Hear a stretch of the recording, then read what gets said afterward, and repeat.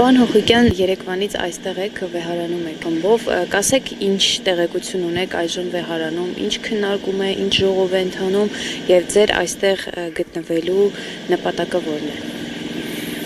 Քանի որ ես հոգեվորական չեմ եւ նաեւ հոգեվոր ծառայող չեմ, բնականաբար իրավունք չունեմ ներսում լինելու եւ չեմ կարող ինչ որ ինֆորմացիա ասել, չունեմ այդ ինֆորմացիան էլի ասելու թե ինչա տեղի ունենում։ Երեկ ուշ երեկոյան մայրաթորից մեզ հետ կապվեցին նաև նրա համար, որովհետև շատ ավելի վաղ դեռ ամիսներ առաջ, վերջին ամիսներին ես, ընկերներս, մի խումբ մեր հավատավոր, հավատացյալ հայրենակիցներ դիմել էինք մայրաթորին, որ մենք պատրաստ ենք ամեն կերպ լինել մեր եւ վեհափառի եւ մայրաթորի կողքին, ծառայելի պաշտպանություն եկեղեցու եւ այդպես երեկոյան բարձրաստիճան հոգեվորականներից, միաբաններից դիմեցին, որ ժամանակն է,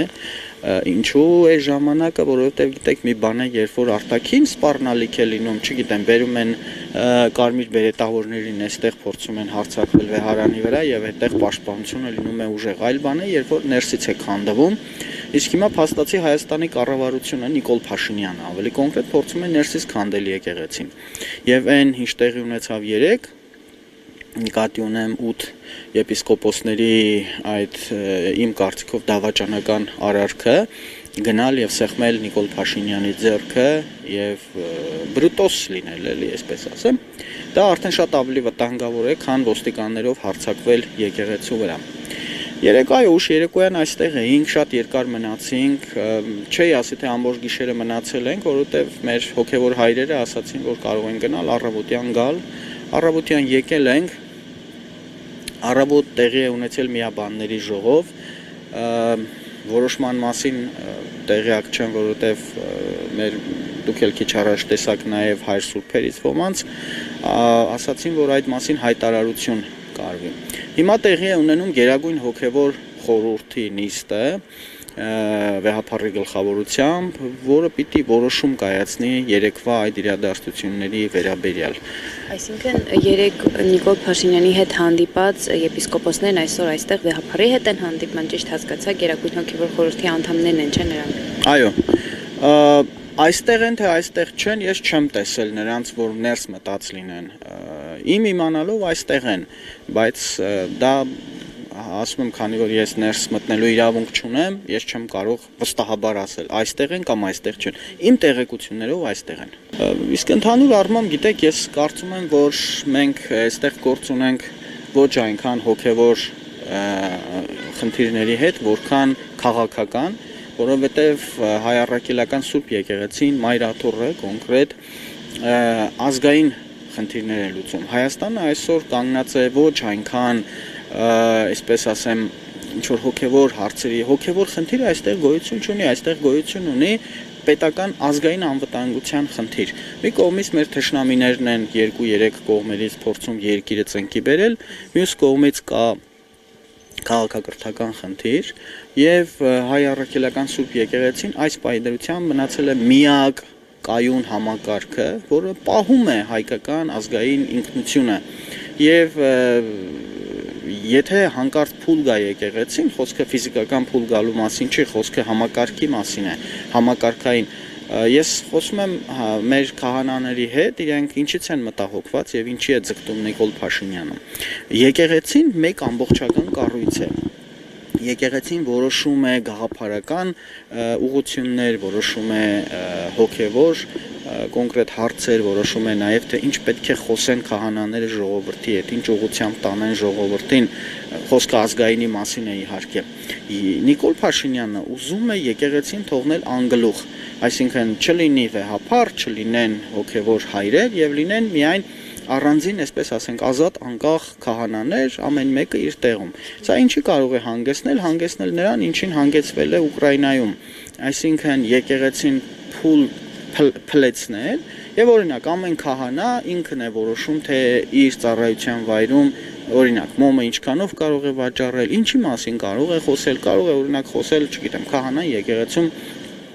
Տեր Արամի նման մարդիկ, ասեն, կարող են եկեղեցում խոսել հակաեկեղեցական ինչ որ բաների մասին։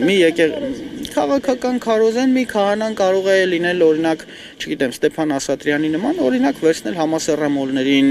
եկեղեցում ամուսնացնել, ամեն ինչ, այսինքն երբ որ չկա մեկ ամբողջական կառույց,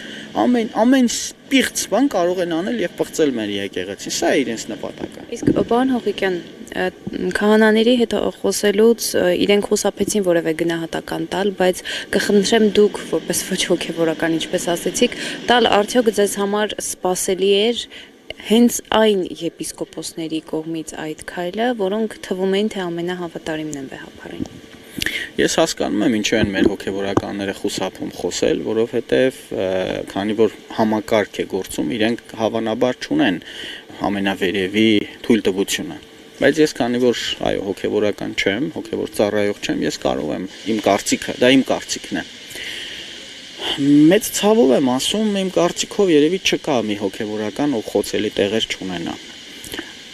Սկսած այդ կուսակրոնությունից ավարտած բազմաթիվ այլ հարցերով։ Ֆինանսական, օֆշորներ, ինչպես Այո,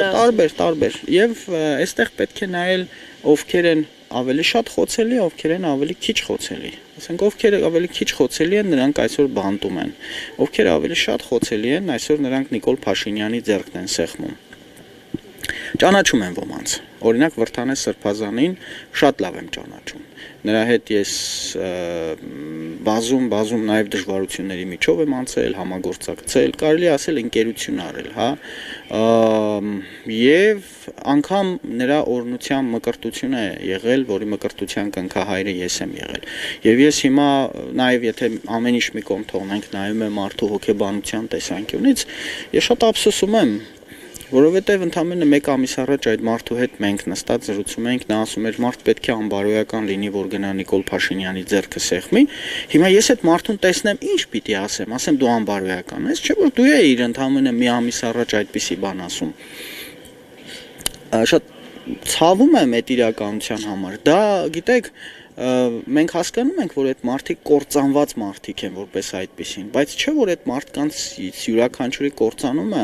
նաև մեր հոգևոր կործանման սկիզբն է դնում։ Մենք այսօր հաճախ է լինում, չէ, նեղանում ենք, որ մարդիկ մեր սովորական մեր հայրենակիցները օրինակ քահանաներին չեն վստահում, չեն հավատում, ընդհանուր գլոբալ առումով։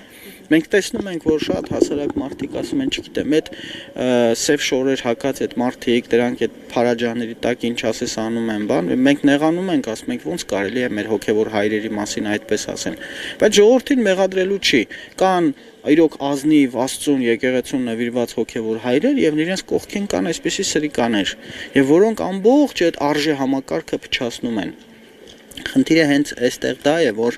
ես կարծում եմ շատ ճիշտ կլինի, եթե եւ ազնիվ կլինի, եթե միանգամից մեր հոգևոր հայրերը, իրական նվիրյալ հայրերը, միանգամից կարգալույծ անեն այս մարդկանց եւ հեռացնեն եկեղեցուց, որ ժողովուրդն էլ տեսնի, որ ով սրիկա է, չի կարող եկեղեցուն սրբի